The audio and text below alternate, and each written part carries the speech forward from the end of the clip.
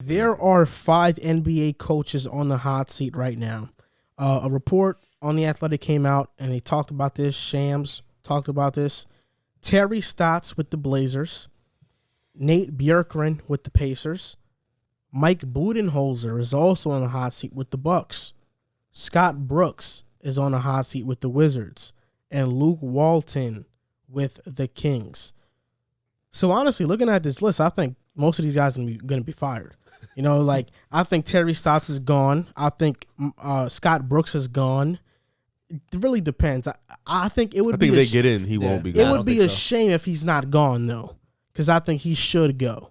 But Luke Walton, he's gone. Nate Bjorkgren, this guy, Nate Bjorkgren, his assistant fought Goga Bitadze. I don't even know how to pronounce his name. Yeah. They're about to miss the playoffs after making it last year. T.J. Warren actually requested a trade before the start of this past season when they did not hire Nate McMillan back.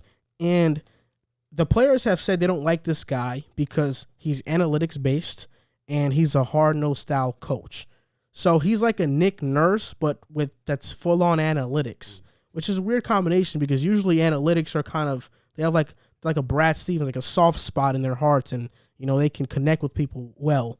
But this guy's just like a hard ass, and he's analytics based, and he's trying to be this enforcer when he's like, sounds like a geek. So obviously, I think that this guy's probably going to be gone. And Terry Stotts, it's about time, right? They have made the playoffs every year. I know that nobody's ever expected them to do more than what they've done, but I think it's about time to have a coaching change because at some point, your defense has to be better. I don't think it's all about your players. I think it's about schemes sometimes.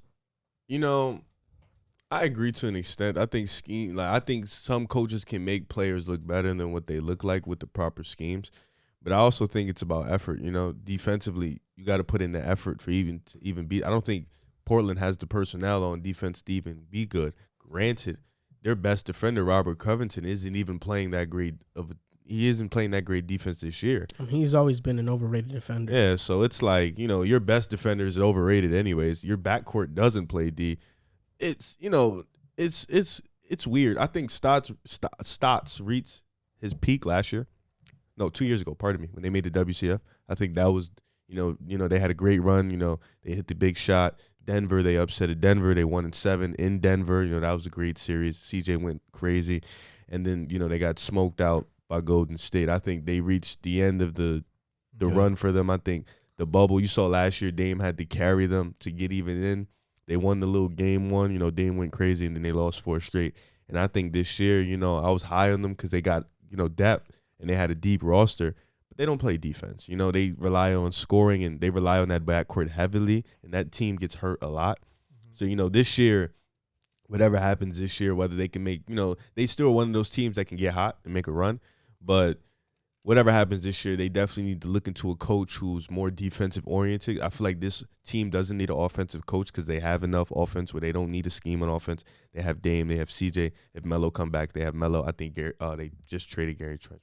Norman Powell's still good. I think Anthony Simmons is getting his game under his belt. He's starting to become good. You still got Nurkic.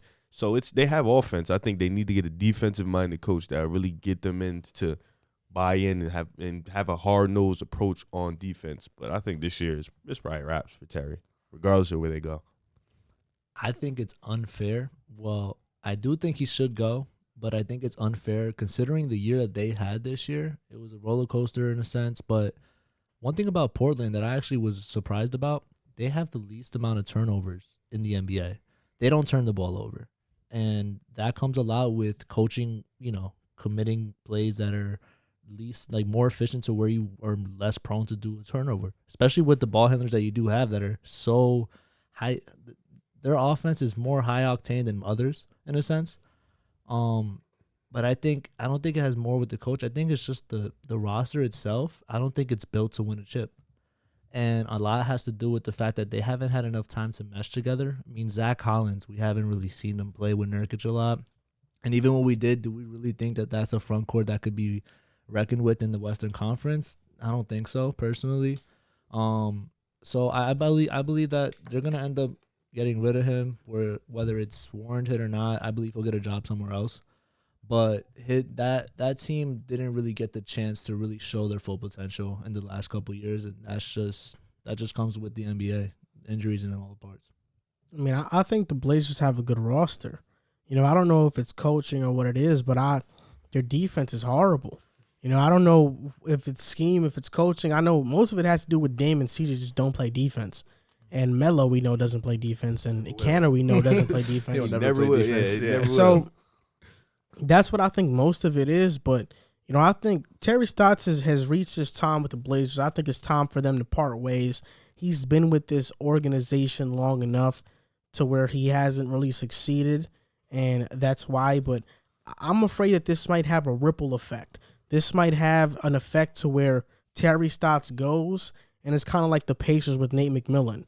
Now they're not a team even in the playoffs because the new coach comes in and nobody's vibing with him. So it could go that way, or the Blazers front office decides to just completely tear it all apart and start trading CJ and these guys. So we don't know what direction they're going to head in. I think it's time. Yeah, I think I've been on the record saying it. I don't think Dame can be the best player on your team to win a chip. I don't think he's that guy. I think he can be your number 2.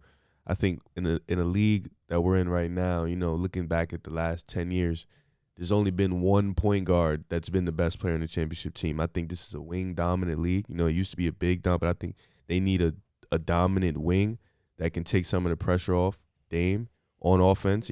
Maybe like a Kawhi type guy, something like that. But I think, that backcourt, I think they've reached their run. It's been a great run. They've gave us some great moments, but I think that team, Portland's front office, should definitely think about breaking it up. And I know Dame wants to stay there for his whole life. Yeah, cool, whatever. But, I think in this situation, Portland has to look at it like, we're not going to win a chip this way. We're not going to get far. This is what we reached. The West is getting better.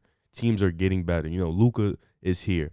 The Lakers are going to be here. The Clippers are here. Phoenix just got here. They're arriving. Utah's going to be here. Donovan's young. So it's Warriors. We don't know what they're going to do next year. They could be a top team next year, So it's like the Grizzlies, they're on their way up. So the Pelicans are on their way up. So it's like you got to make a decision with the drafts coming up. Do you want to tank now, get some picks, or do you want to just keep riding this team that's already reached their peak? Yeah, I agree. And another coach that's on the hot seat, Nate Bjorkgren with the Pacers, I think he's a one and done. He should be fired. So I think he should go. But a surprising one, Mike Budenholzer and the Bucks. They have said that if they don't make a deep playoff run, he will be fired. I agree. And at this point, right now, it looks like they're probably going to face the Nets in the second round. Is that a deep playoff run? I don't think that's what they're expecting. I think they're thinking ECF or done. I think they should make that based off matchup, because if you play the best team in the second round, it's not his fault. Yeah, and granted, I know why they're saying it. They walked in as heavy favorites against Miami. They lost 4-1. It was pretty much an embarrassment. They blew it to Toronto and Kawhi. They was up 2-0, lost 4 straight. That was horrible. Yeah, so it's like I understand. They're tired of this. They feel like they have the team necessary to win. But I feel like, playing the Nets in the second round is what we're going to see. I think it's hard to really put that on Mike Budenholzer. They're a freaking super team. They have the best shooting guard in the league, the best small forward in the league, top 3-4 point guard in the NBA. It's not much you just pray and hope for the best. So I don't think he should get fired based off that judgment alone. I think it depends on how they lose, though. If they lose in like a 4 or 5 game series, then you're looking like, all right, come on, bro. Like, we have the team to make it at least 6, So it really just depends on how they go this year, in my opinion.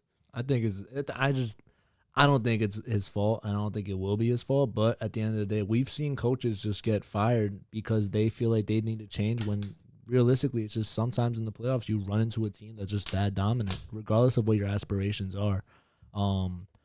I've seen it personally with Tom Coughlin. He was a great coach for the Giants for a while, and at one point it would just we have to get rid of him. We have to set a new culture for the team, and sure enough, we did, and we got.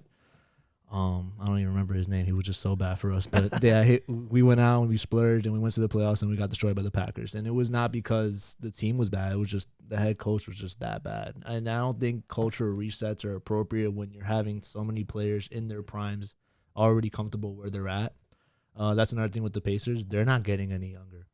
A lot of their players are getting up there in age, where they're reaching their prime or they're about to get past it. I mean, Carmelo's obviously already past it, but That like every other team in the West, like you said, they're young. They're young and they're gonna get better. They're not gonna get worse. The Pacers, the Portland Trailblazers are going to get worse. So they're more in line to have a head coaching change than I believe in the Bucks. Yeah, I mean, I think like you said, if they do get embarrassed again in the playoffs, Budenholzer should go. I think he is a great coach. He has shown that he can achieve a lot with talent that doesn't seem to be the best, right? I mean, with the Hawks winning 60 games with that team is crazy. But, Budenholzer, I think, is the only guy out of these 5 coaches that probably will be the coach next year. But Scott Brooks, I think it's his time to go. I never thought he was a good coach back in his OKC days. So I think the Wizards need a change of scenery. Scott Brooks has always been a guy who's just going to give the ball to his best player and, have them create offense. He's not an X's and O's guy.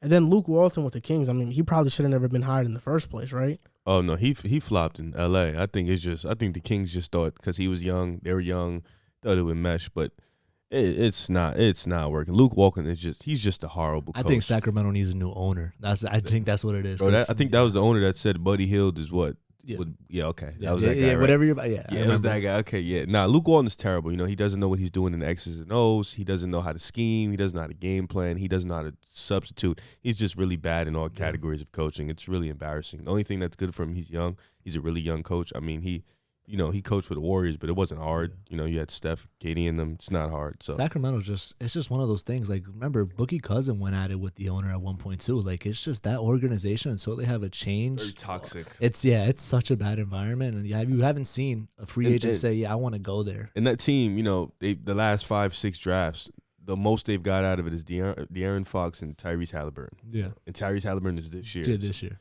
Marvin Bagley's no good. Buddy Hield, we know what he is. He's whatever. Good shooter, good player. We knew what he was going to be. Yeah, so it's like they need a whole everything, not just the coach. I think Divock is their GM, right? Yeah. He has to Our go. President of basketball operations, one of those. Yeah, everybody has to go for them, honestly.